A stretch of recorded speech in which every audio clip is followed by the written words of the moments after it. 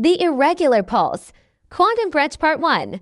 The impossible log there inside the underground cryptanalysis vault was freezing, kept at an icy temperature to prevent the processing banks from melting. For 30 years, master cryptographer Arthur Vance had lived in the shadows of the signal world. To him, conflict wasn't fought with brass and gunpowder. It was a silent war of prime numbers, shifting ciphers, and hidden patterns. Beside him, Specialist Cross stared at a terminal screen that was throwing a cascade of geometric anomalies across her face. "Sir, we just pulled a high-priority subspace intercept from the enemy's forward automated command hub," Cross said, her teeth chattering slightly from the chill. "The packet was transmitted exactly at 14 o'clock hours. I've just finished running it through our primary decryption matrix." Arthur leaned over her shoulder, his eyes narrowing as the raw data stabilized into readable military text. "Intercepted enemy log. Archive 99 Delta transmission. Timestamp 14 o'clock hours log content. Post-action combat report. Sector blue recorded event. 13 o'clock hours. Outpost Charlie abandoned under heavy mortar fire. Friendly forces retreated south into the riverbed. Total casualties 14. Arthur froze. He slowly lowered his coffee mug to the desk. "Cross, check that timestamp again." "I've verified it 3 times, sir," she whispered, her fingers trembling over the keyboard. The packet was encrypted, stamped, and sent by the enemy's automated network at 14 o'clock. But the text inside describes the battle of Outpost Charlie as a historical fact, listing our exact movements, our retreat vector, and our precise casualty count an hour before the attack even began. Arthur felt a sickening drop in his stomach. The battle at Outpost Charlie had indeed happened exactly the way the log described. But the order to retreat into the riverbed hadn't even been conceived by the local commander until 13 o'clock. The enemy hadn't intercepted a report. They had written the history of the battle before the first shot was fired. Part 2. The seduction of math. "It's not a leak," Arthur muttered, pacing the concrete floor of the bunker. "And it's not a spy." A human spy couldn't predict the exact panic patterns of panicked soldiers fleeing a mortar strike down to the exact head count. He snapped his fingers, pointing at the central server array. "Pull up the enemy's architectural signature. Look at the processing overhead they've been drawing from the regional grid." Cross tapped a sequence of keys, bringing up a massive, pulsing 3D graph of energy consumption across the enemy lines. The power spikes were astronomical, localized in a deeply buried mountain facility. Processor core. Temperature 0.01 Kelvin, liquid-helium-cooled. Data throughput 500 petaflops per cubic centimeter. A type. Quantum Predictive Modeling Lattice. They aren't reacting to our tactical choices. Cross, Arthur realized, the truth washing over him like ice water. They are running a real-time quantum prediction engine. They fit 30 years of our military doctrine, our training manuals, our weather patterns, and even the psychological profiles of our commanders into a quantum core. The enemy's AI was running hundreds of thousands of simultaneous, hyper-realistic battlefield simulations every second. It didn't need to spy on human choices because it already knew exactly what choice a rational, well-trained human would make in any given scenario. It knew the textbook response to an ambush, the standard doctrine for a tactical retreat, and the exact speed an armored column would travel over muddy terrain. "Look at the next file in the decrypted queue," Cross warned, her voice dropping to a terrified whisper. "The quantum engine just generated the next timeline. It's scheduled for 15:30 hours. Less than 15 minutes from now." Arthur leaned in. The screen read, "Predicted timeline, Sector Blue Climax Starjet, main cryptography bunker position, human response. Base commanders will initiate standard lockdown. Call for heavy air support and deploy the 3rd Armored Division to protect the Western Ridge. AI countermeasure.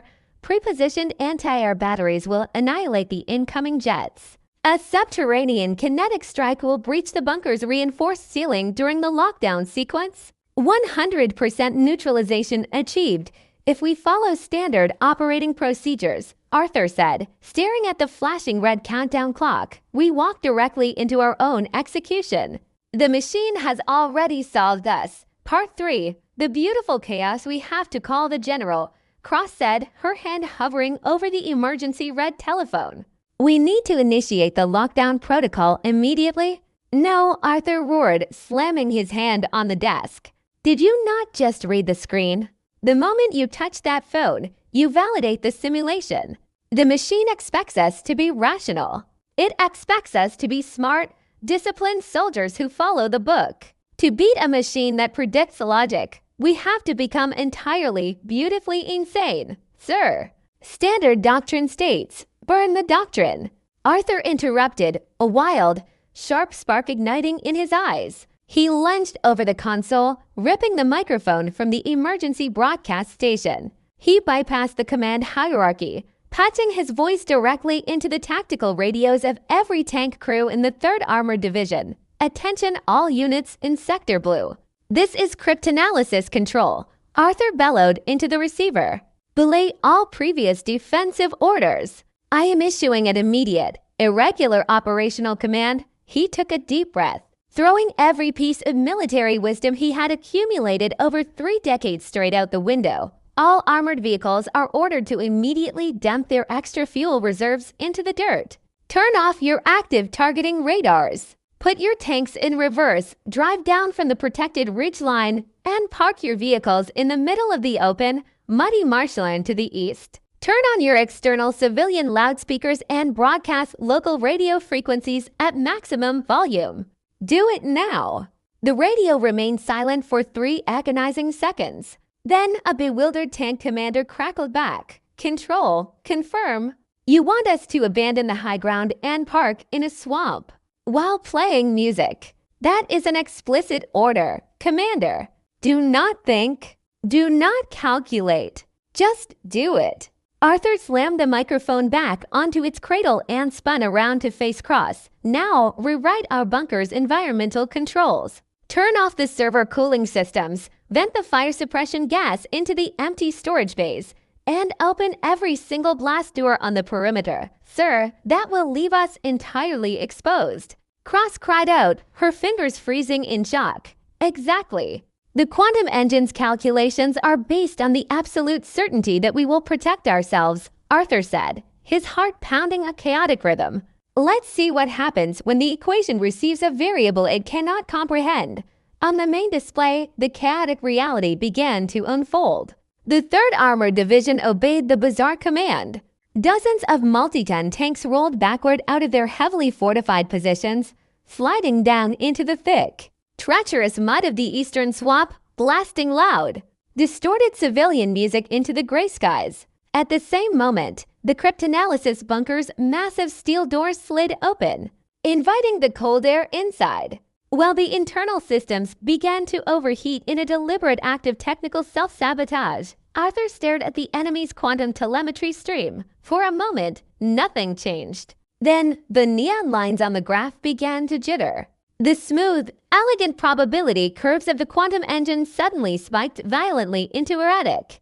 Jagged waves, quantum core status, exception error simulation variance, divergence detected in human behavior models, probability map, 87%, 54%, 21%, 0% system status, recalculating ... recalculating.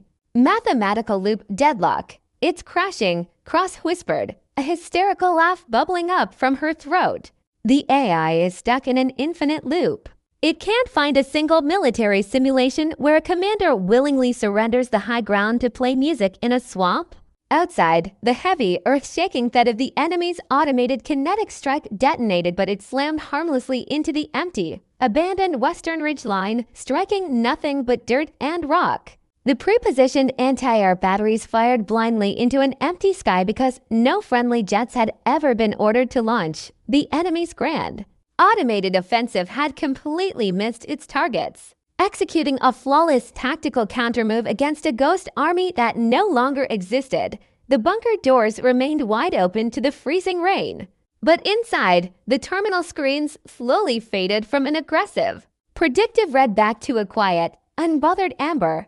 Arthur slumped back into his chair, wiping a layer of cold sweat from his forehead. He looked at his ancient, mechanical wristwatch, Watching the second hand tick steadily past 15:30, the sky remained silent.